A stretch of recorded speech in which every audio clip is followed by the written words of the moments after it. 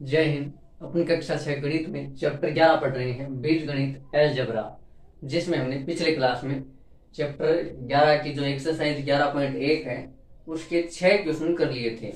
आगे 4-5 क्वेश्चन और बचे हैं, उनको पूरा करते हैं और फिर इसी के साथ अपनी एक्सरसाइज और ये चैप्टर है ये कंप्लीट हो जाएगा। तो चलिए शुरू करते हैं। Exercise 11.1 question number 7। 6 क्वेश्चन हमने पिछली क्लास में कर लिए हैं, है ना। आइए देखिए,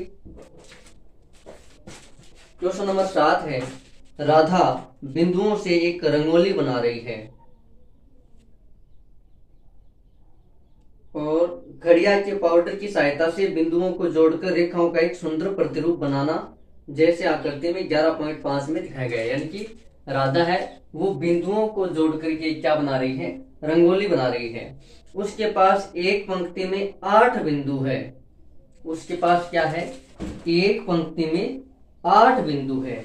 जैसे कि राधा बना रही है रंगोली और रंगोली में क्या है, 8 बिंदु। एक पंक्ति में कितने बिंदु है, 8। 1 2 3 4 5 6 7 और 8, और इनको जोड़ करके क्या बना रही है, रंगोली बना रही है। एक पंक्ति में बिंदु कितने हैं, 8 बिंदु है।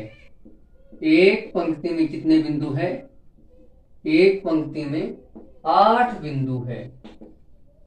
8 बिंदु है। आगे आगे हमें बताना यह है कि 8 पंक्तियों की रंगोली में कितने बिंदु होंगे। यदि 8 पंक्तियां हो तो कितने बिंदु होंगे, यदि 10 पंक्तियां हो तो कितने बिंदु होंगे। देखो, पहले तो हमें बनाना है नियम कि एक पंक्ति में कितने बिंदु है, 8 बिंदु।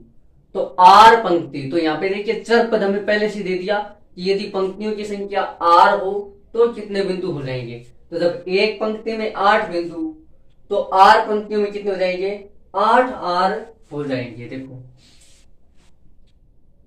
एक पंक्ति में, या हम इसको ऐसे लिख, अब हम क्या बना रहे हैं, नियम बना रहे हैं कि पंक्तियों में बिंदुओं की संख्या,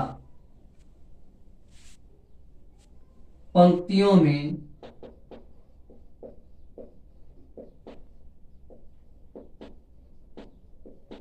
बिंदु की संख्या, बिंदु की संख्या। तो बताओ एक पंक्ति में कितने हैं, 8। ये तो हमें लिखना है, हमें एक का पता होना जरूरी है। जैसे कि हम लिखते हैं कि सी बनाने में कितने तिलियों की जरूरत होती है, तो हमें एक सी बनाने में कितने तिलियों की जरूरत होती है, हमें पता होना चाहिए। एक सी बनाने में 3 तिलियों की, तो 3, और फिर आगे जितने भी सी बनाने हैं उसको हम एक चर पद से गुणा कर देते हैं, जैसे कि एल बी एन एम, कुछ भी अंग्रेजी वर्णमाला का कोई भी अक्षर चर के रूप में होता है।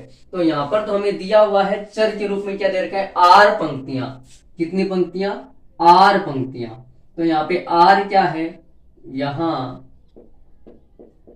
आर पंक्तियों की संख्या है, पंक्तियों की संख्या है।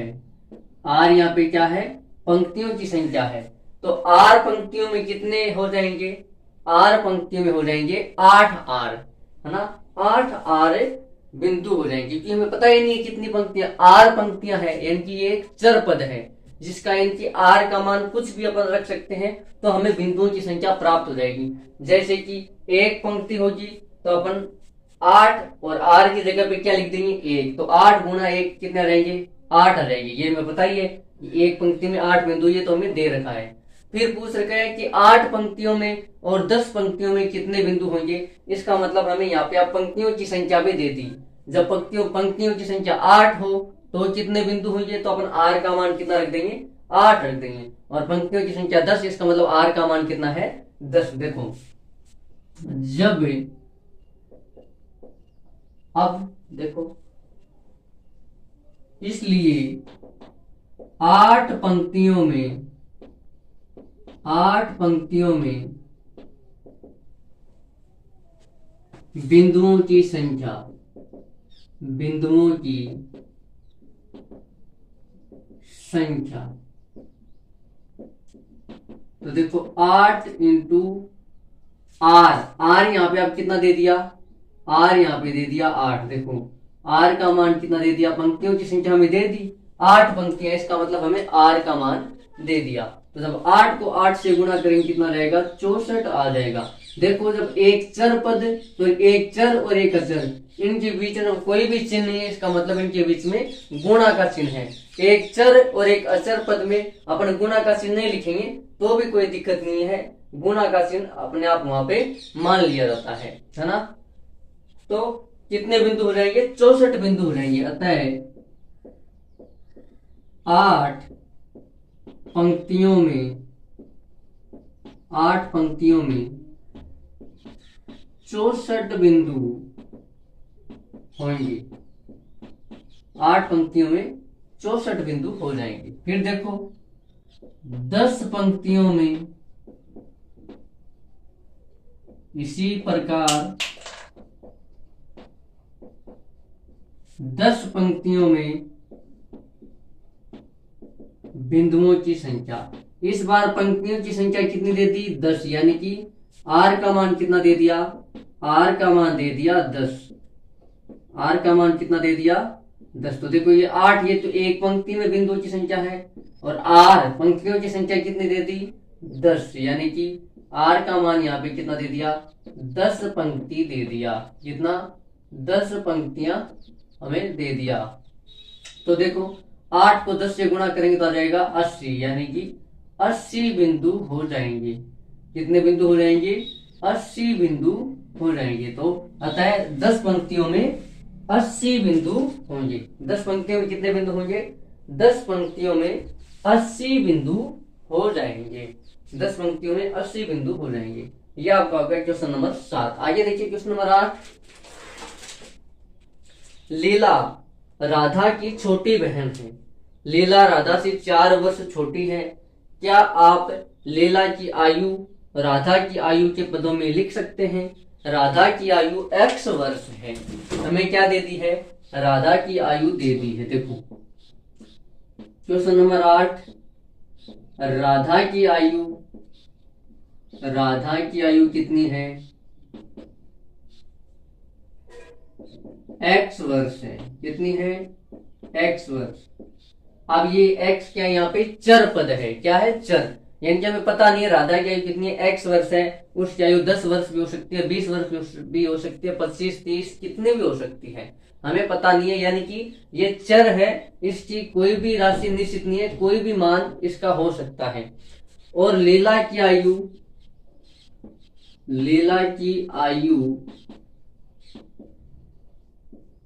राधा से 4 वर्ष कम है। भाई देखा ना कि लीला है वो राधा से 4 वर्ष छोटी है। 4 वर्ष छोटी होने का मतलब जितनी राधा की आयु है उससे 4 कम लीला की आयु हो जाएगी। भाई छोटी है तो इसका मतलब क्या है, उसकी आयु राधा से कम है। मान लो अगर राधा की उम्र 20 साल है तो लीला की कितनी हो जाएगी, राधा से 4 साल छोटी है तो 16 वर्ष। अगर राधा की आयु 25 वर्ष है तो लीला की कितनी हो जाएगी, राधा से 4 वर्ष छोटी है तो 21 वर्ष हो जाएगी। यानी कि ये राधा की आयु है वो हमें पता नहीं है, हमने इसको चर के रूप में मान लिया, x वर्ष है। कितना, x वर्ष, ये बुक में किताब में दे रखा था। लीला की आयु राधा से 4 वर्ष कम है, ये भी दे रखा था कि जो लीला है वो राधा से 4 वर्ष छोटी है। तो पूछा है कि लीला की आयु निकालो। तो देखो अतः लीला की आयु कैसे निकलेगी, जैसी हमें ये राधा की आयु है उसमें से जब अपन 4 घटा देंगे यानी कि ये तो है राधा की आयु, और ये लीला है राधा से 4 साल छोटी। तो जैसी राधा की उम्र में से लीला की वो 4 साल अपने घटा देते हैं तो हमारे पास लीला की आयु आ जाती है। तो x - 4 वर्ष ये क्या जाएगी, ये लीला की आयु आ जाएगी। ये क्या जाएगी, लीला की आयु। और यहाँ पे ये क्या है, इसको बोलते हैं बीजीय व्यंजक। इसको क्या बोलते हैं, बीजीय व्यंजक।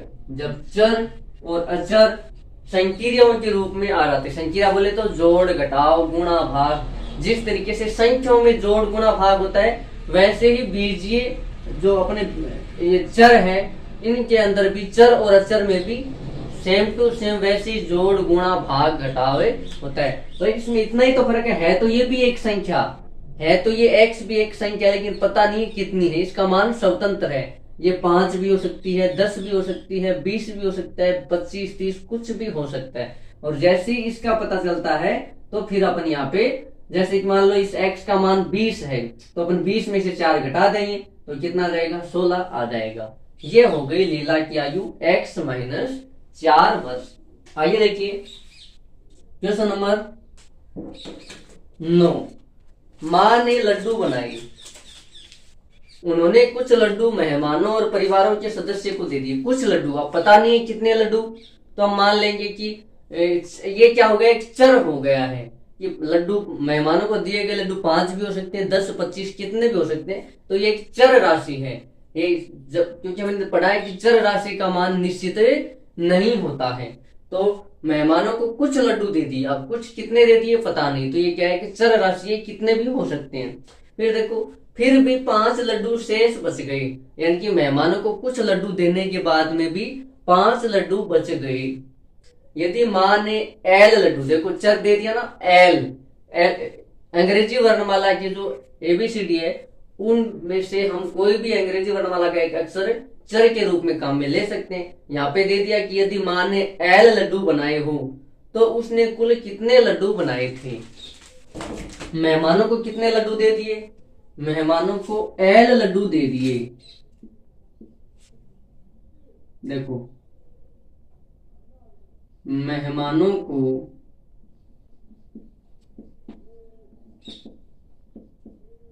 दिए गए लड्डू की संख्या, लड्डू की संख्या कितने दिए, एल। अब ये निश्चित नहीं है, इसका मान 5 भी हो सकता है, 10 भी हो सकता है, 25 कितना भी हो सकता है, लेकिन मेहमानों को देने के बाद भी शेष कितने बच गए, मेहमानों को लड्डू देने के बाद शेष बचे लड्डू, शेष बचे लड्डू वो कितने दे रखे अपन को, 5, कि 5 लड्डू शेष बच गए मेहमानों को एल लड्डू देने के बाद। अब हमें बताना ये है कि माँ ने कुल कितने लड्डू बनाए थे। तो जो मेहमानों ने दिए और उनके पास जो बच गए उनको जब अपन जोड़ देंगे तो हमारे पास पता चल गया कि टोटल लड्डू कितने बनाए। अतः माँ द्वारा बनाए गए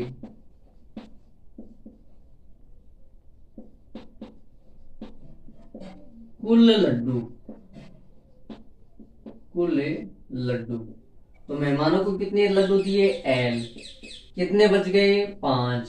जब इन दोनों को जोड़ देंगे तो कुल लड्डू आ जाएंगे। माना कि मेहमानों को 5 लड्डू दिए थे तो एल का मान कितना हो गया, 5। तो 5 और 5 यानी कि कुल लड्डू 10 बनाए थे। मेहमानों को 15 लड्डू दिए थे, यानी कि ये क्या है, ये एक चर राशि है, इसका मान निश्चित नहीं है, कुछ भी हो सकता है, 5, 10, 20, 25, 30 कुछ भी हो सकता है। और जैसे ही इसका पता चलता है तो शेष लड्डू तुम्हें पता है कितने बचे, 5 बचे, इन दोनों को जोड़ देंगे तो कुल लड्डू आ जाएंगे। ये हो गया क्वेश्चन नंबर 9। फिर आइए देखो, संतरों को बड़ी पेटियों में से छोटी पेटियों में रखा जाना है, यानी कि संतरों की एक बड़ी पेटी है और छोटी पेटियां हैं। अब बड़ी पेटी से छोटी पेटी में रखना है, ठीक है। जब एक बड़ी पेटी को खाली किया जाता है तो उसके संतरों से 2 छोटी पेटियां भर जाती हैं और फिर भी 10 संतरे शेष रह जाते हैं। यदि एक छोटी पेटी में संतरों की संख्या को x लिया जाए तो बड़ी पेटी में संतरों की संख्या क्या है। देखो इसको समझते हैं बढ़िया से, यानी कि ये जो है, ये अपन जो प्रश्न कर रहे हैं 8, 9, 10, ये जो प्रश्न है ये है बीजगणितीय समस्याएं और इनको अपन बीजीय व्यंजक के रूप में लिख रहे हैं। अब ये जो यहाँ पे आया है इसको बोलते हैं बीजीय व्यंजक, इसको क्या बोलते हैं, बीजीय व्यंजक बोलते हैं जब ये संकीर्णों के रूप में आ जाते हैं, जोड़ गुणा भाग इनमें आ जाते हैं, घटाव इनमें, तो ये है बीजीय व्यंजक। यानी कि ये तो है भाषा का रूप, प्रश्न जो दे रखा है वो भाषा के रूप में दे रखा है, और इसको हमें बीजीय व्यंजक के रूप में बदलना है। ये बीजगणितीय समस्या है जो प्रश्न हमें दे रखा है, और उसको हमने इस रूप में बदलना है। जैसे जैसे आप ऊपर की क्लासों में पढ़ते रहोगे 7, 8, 9, 10, वैसे वैसे आप इन व्यंजकों को भी सरल करना सीखते जाओगे, है ना। तो ये है अपना। तो देखो क्वेश्चन नंबर 10, इसको मिटाते हैं फिर करते हैं। जैसे जैसे प्रश्न में बोल रखा है वैसे वैसे अपन को करते जाना है बस। देखो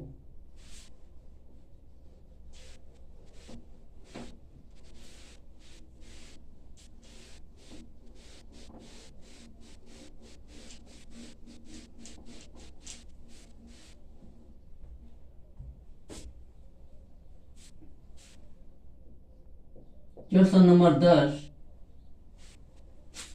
देखो एक बड़ी पेटी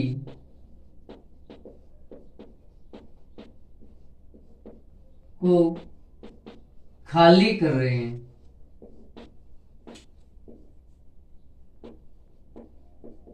एक बड़ी पेटी को जब खाली करते हैं तो संतरों की 2 छोटी पेटियां भर जाती है।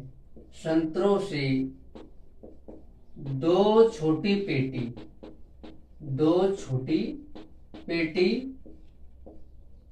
भर जाती है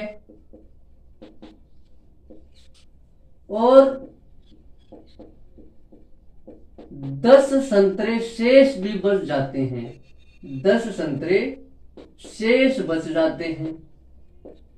यह प्रश्न बोल रहा है कि हमारे पास संतरों से भरी हुई एक बड़ी पेटी है और छोटी पेटियां भी है।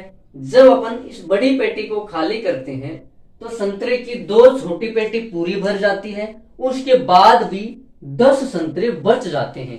देखो ये है हमारी संतरों की एक बड़ी पेटी, ठीक है। इसमें संतरे भरे हुए हैं। इसको जब खाली किया जाता है, इसको जब क्या किया, देखो मैं आपको प्रश्न समझा रहा हूं। अगर आपको क्वेश्चन समझ में आ गया तो आप उसको क्वेश्चन से ही आपको ये समस्या हल करनी है बीजगणितीय रूप में। और देखो ये 2 छोटी पेटी है, ये भी पूरी भर जाती है संतरों से, और दूसरी पेटी भी पूरी भर जाती है। जब इसके संतरों को खाली किया जाता है तो ये पेटी भी भर जाती है और इसी से ये वाली पेटी भी भर जाती है, और प्लस 10 संतरे शेष बच जाते हैं। 10 संतरे क्या बच जाते हैं, शेष बच जाते हैं। यानी कि एक बड़ी पेटी से एक छोटी पेटी भर गई, 2 छोटी पेटियां भर गई और 10 संतरे शेष बच गए। अब हम इसको बीजगणित में, और एक छोटी पेटी में संतरों की संख्या कितनी है, x, यानी कि इसमें भी x संतरे हैं और इसमें भी कितने हैं, x संतरे हैं। ये भी प्रश्न में दे रखे हैं, पढ़ो ध्यान से कि एक छोटी पेटी में यदि x संतरे हैं तो बड़ी पेटी में कितने संतरे होंगे। तो देखो इसमें x, तो देखो इन सबको जब अपन जोड़ देंगे तो हमारे पास पता चल जाएगा कि इस बड़ी पेटी में कितने संतरे हैं। इधर वाले को सबको अपन अगर जोड़ दे तो हमें पता चल जाएगा कि छोटी वाली पेटी में कितने संतरे हैं। तो हम जोड़ देंगे, देखो इस पेटी के संतरे, इस पेटी, इन तीनों को अपन जोड़ देंगे। तो देखो प्रश्न में दे रखा था कि इस छोटी पेटी में x संतरे हैं, एक छोटी पेटी में, तो दूसरी वाली में भी x होंगे क्योंकि दोनों छोटी पेटियां सेम है। और फिर बच कितने गए, 10 संतरे शेष बच गई। 10 संतरे क्या बच गई, शेष बच गई। तो देखो अतः बड़ी पेटी में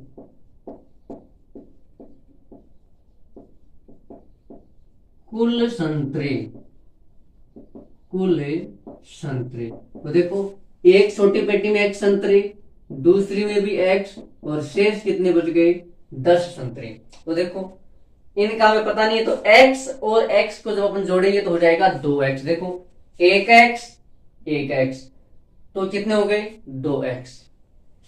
यहाँ पे अगर कुछ नहीं है तो अपन इसको यहाँ पे 1 लिख सकते हैं, क्योंकि 1 को अगर वापस देखो, अब ये क्या हो गई, एक अचर राशि एक चर राशि, इनके बीच में कोई भी चिन्ह, इसका मतलब क्या है, इनके बीच में गुणा का चिन्ह है। जो अपन एक को वापस x से गुणा करेंगे तो फिर से क्या आ जाएगा, x आ जाएगा। इसका मतलब ये भी एक x है, ये भी एक x है। एक और एक जुड़ करके कितने हो जाएंगे, 2x हो जाएंगे। तो ये तो हो गया 2x और साथ में रह गया 10, साथ में क्या रह गया 10। ये हमारा क्या बन गया, ये अब जो बना है इसको बोलते हैं बीजीय, बीजीय व्यंजक। बाकी देखो दो पेटी है तो ये 2, एक पेटी में संतरे कितने हैं x, तो 2 से गुणा कर दिया x को, और फिर बच गए कितने 10, तो 10 हमने जोड़ दिए। तो इतने संतरे, जैसे ही अपन को पता चल जाएगा कि x का मान कितना है, मान लो एक पेटी में 50 संतरे हैं, यानी कि x का मान कितना हो गया यहाँ पे, अभी x बराबर हो गया 50। इसका मतलब इसमें भी कितना होगा 50, तो देखो 50 और 50 100 और 10 110, यानी कि इस बड़ी वाली पेटी में 110 संतरे हुए। अब देखो हमने जो बीजीय व्यंजक बनाया है, अगर यहाँ पे अपन x का मान 50 रखते हैं तो क्या 110 आता है, तो देखो 2 बीच में कुछ भी चिन्ह है, इसका मतलब गुणा का चिन्ह है, क्योंकि एक अचर राशि है और एक चर राशि है। x का मान हमने कितना लिया 50 प्लस हमारे पास क्या है 10, तो 50 को 2 से गुणा करेंगे 100 और साथ में 10 और इन दोनों को जोड़ेंगे तो हो जाएगा 110। यानी कि अब यहाँ पे x का मान कुछ भी आए, 10 संतरे भी हो सकते हैं एक पेटी में, 20 भी हो सकते हैं, 25 30 50 100 कितने भी हो सकते हैं, वो हमारा x का मान हो जाएगा। और जैसे ही हम x का मान यहाँ रखेंगे तो हमें पता चल जाएगा कि बड़ी पेटी में कितने संतरे, यानी कि बड़ी पेटी में इतने संतरे हैं। यह आपका हो गया क्वेश्चन नंबर 10। आइए देखिए क्वेश्चन नंबर 11, इसमें पार्ट दे रखे हैं 3। तिलियों से बने हुए वर्गों के नीचे दिए प्रतिरूपों को देखिए। चित्र 11.6, यानी कि हमें माचिस की तिलियों से वर्ग बनाए हुए दिए हैं। अब देखो ये वर्ग अलग अलग नहीं है, 2 संलग्न वर्गों में एक तिल्ली उभयनिष्ठ है। इस प्रतिरूप को देखिए और वह नियम ज्ञात कीजिए जो वर्गों की संख्या के पदों में आवश्यक तिलियों की संख्या देता है। और संकेत दे रखा है कि यदि आप अंतिम ऊर्ध्वाधर तिल्ली को हटा दे तो आपको सी का प्रतिरूप प्राप्त हो जाएगा। देखिए इसको मैं यहां से मिटाता हूं, इतने में अपना काम हो जाएगा। बाकी देखो पूरे को मिटाते हैं, अपना क्वेश्चन पूरा एक साथ कंप्लीट हो जाएगा। और इसी के साथ अपनी एक्सरसाइज 11.1 और चैप्टर भी कंप्लीट हो जाएगा।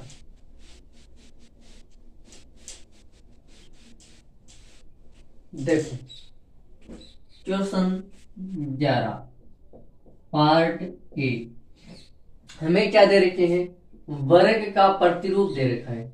एक वर्ग में हमें पता है कितनी तिलियां आ गई 4, लेकिन आगे जितने भी वर्ग बना रखे हैं उनमें 4 4 नहीं है, वर्गों को आपस में जोड़ रखा है।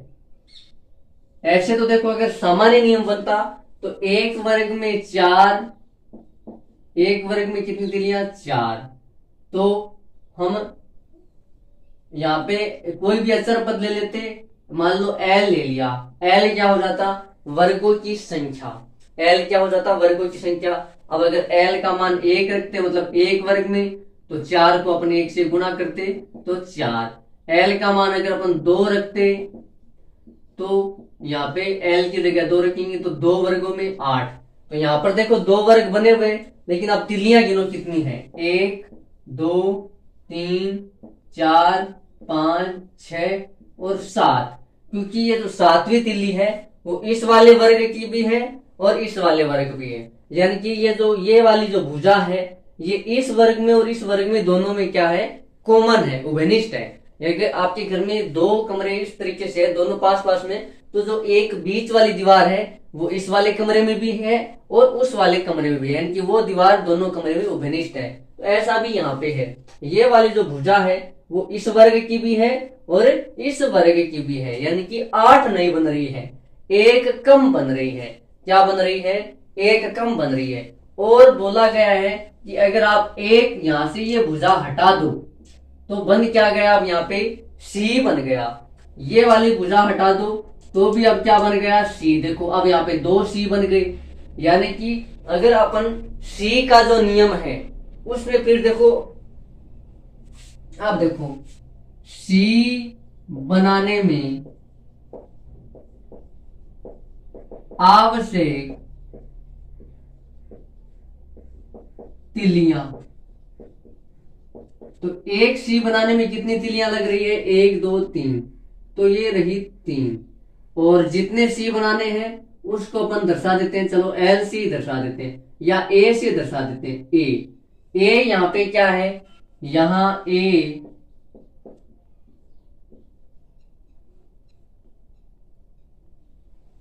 ये तो हो गया, चलो सी। जैसे जैसे बढ़ते जाएंगे वैसे वैसे, जैसे कि मान लो हमें 3 सी बनाने हैं तो अपन ए का मान कितने रख देंगे, 3 रख देंगे।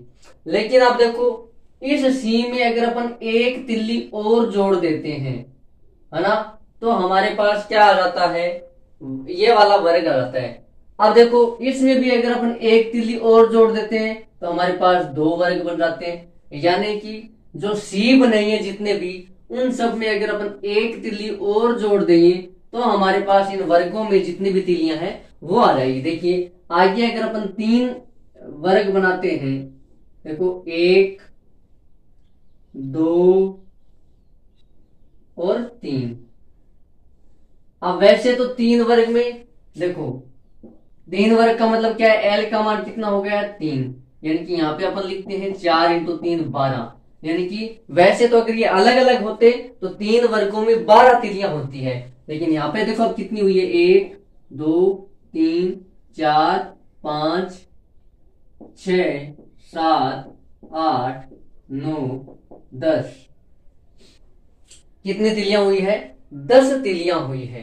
कितनी तिलियां हुई है, 10। यानी कि अगर आप इस तिल्ली को हटा देते हो और इस तिल्ली को भी हटा देते हो तो देखो यहाँ पे देखो कितने सी बन गए, 1 2 सी तो क्या बन गए, पूरे। लेकिन तीसरा सी पूरा नहीं बनाया, यानी कि एक डंडी हमारे पास अभी भी रहेगी। तो देखो 3 तिल्ली इसमें, 3 इसमें, 3 इसमें, यानी कि 3 सी में कितनी तिल्ली हो गई, 9। 3 सी में कितनी तिल्ली हो गई, 9 तिल्ली हो गई है। कितनी तिल्ली, 9 तिल्ली। तो अब देखो इन वर्गों में फिर कमी तो एक ही तिल्ली की रही ना, यानी कि 3 सी में 9 तिल्ली, तो कमी तो अभी भी एक ही तिल्ली की रही है। यानी कि जितनी सी की संख्या में तिल्लियां आएगी उसमें अगर अपन एक जोड़ते जाएंगे, यहां पर भी देखो एक ही तिल्ली की जरूरत पड़ी है। देखो ये 2 सी बन गई, तो 2 सी में कितनी तिल्लियां हो जाएगी, 6। लेकिन अब इन दोनों को वर्ग बनाने के लिए एक तिल्ली इसमें जोड़नी पड़ेगी, तो क्या हमने एक जोड़ दी। यहां पर भी देखिए 1 सी में 3 तिल्ली, तो हमने एक तिल्ली और जोड़ी। यहां पर भी ऐसा ही हुआ, 3 सी में एक तिल्ली हमें और जोड़नी पड़ेगी। यानी कि जितनी सी की तिल्लियां हैं उनमें अगर अपन एक जोड़ देंगे तो हमारे पास क्या रहेगी, इन जो वर्ग है जिनमें एक एक तिल्ली क्या है, उभयनिष्ठ है, वो आ जाएगी। तो यहां ए वर्गों की संख्या है, ए यहाँ पे क्या है, वर्गों की संख्या है। ये हमारा हो गया क्वेश्चन नंबर 11 का पार्ट 8। आइए देखो बी, आकृति 11.7 में बना त्रिभुजों का एक प्रतिरूप दर्शा रही है। उपरोक्त प्रश्न 11A की तरह वह व्यापक नियम ज्ञात कीजिए जो त्रिभुजों की संख्या के पदों में आवश्यक तिल्लियों की संख्या है। तो देखो ये बी है, ये भी इस ए की तरह ही है। यहाँ पे क्या बने हुए हैं, यहाँ पे त्रिभुज बने हुए हैं। अब एक त्रिभुज में तो कितनी तिल्लियां आ गई, 4। लेकिन आगे जो त्रिभुज है उसमें एक भुजा क्या है, उभयनिष्ठ है। एक भुजा दोनों में क्या है, उभयनिष्ठ। यानी कि ये वाली भुजा जो है वो इस वाले में भी है, ये वाली जो भुजा है वो इधर भी है और इधर भी है। आगे जब चित्र बनेगा तो देखो एक त्रिभुज, 2 त्रिभुज, 3 त्रिभुज। अब इसमें देखो ये वाली भुजा इन दोनों में है, ये वाली भुजा इन दोनों में उभयनिष्ठ है, इन दोनों में उभयनिष्ठ है। तो देखो अगर आप यहां से एक तिल्ली हटा देते ऊपर की तरह, देखो हमने यहां से एक तिल्ली हटाई थी, अब ये क्या बन गया, एक वी बन गया। ये क्या बन गया, एक वी। और वी में कितने तिलियां लगती है, एक वी में 2 तिलियां। तो देखो वर्ग बनाने में आवश्यक तिलियां, देखो त्रिभुज चित्र अनुसार त्रिभुज बनाने में, देखो ऐसे तो त्रिभुज बनाने में तिलियों की संख्या अलग होती है, क्योंकि एक त्रिभुज में 3 तिलियां लगती है, तो फिर 3 इंटू ए हो जाता है त्रिभुजों की संख्या। लेकिन यहाँ पे जो चित्र है उनमें एक भुजा क्या है, उभयनिष्ठ आ रही है। तो चित्र के अनुसार यहां पर भी ये लिखना है, चित्र के अनुसार वर्ग बनाने में, चित्र के अनुसार, ये लाइन हमें यहाँ पे ऐड करनी है। वर्ग बनाने में आवश्यक तिलियों की संख्या ये हो जाएगी।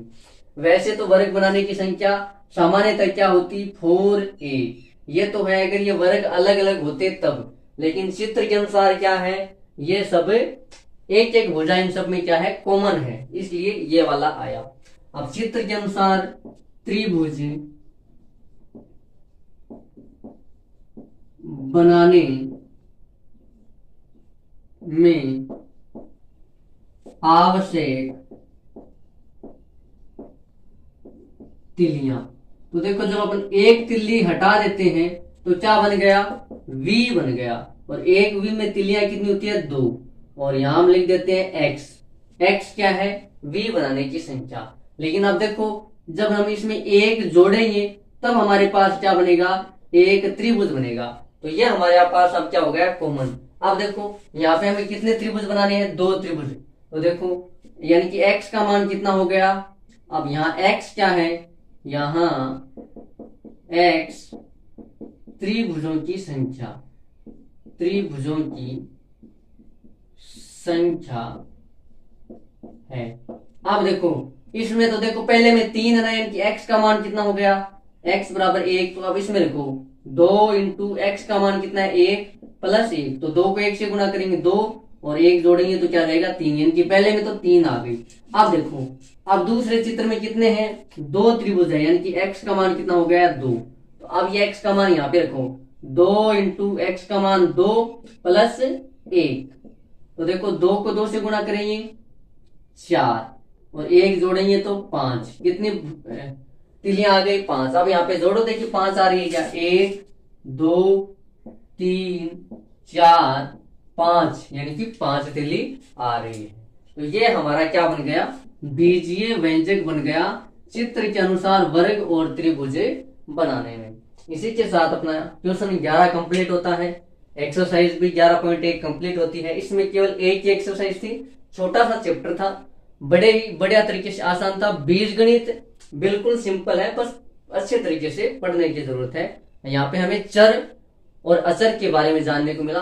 आगे की कक्षाओं में आपको बीजीय व्यंजक को हल करना भी सीखना है। तो इसी के साथ अपना चैप्टर 11 है बीजगणित, अलजेब्रा, ये कंप्लीट होता है। आज के लिए इतना ही, मिलते हैं अगली क्लास में। तब तक के लिए जय हिंद, जय भारत।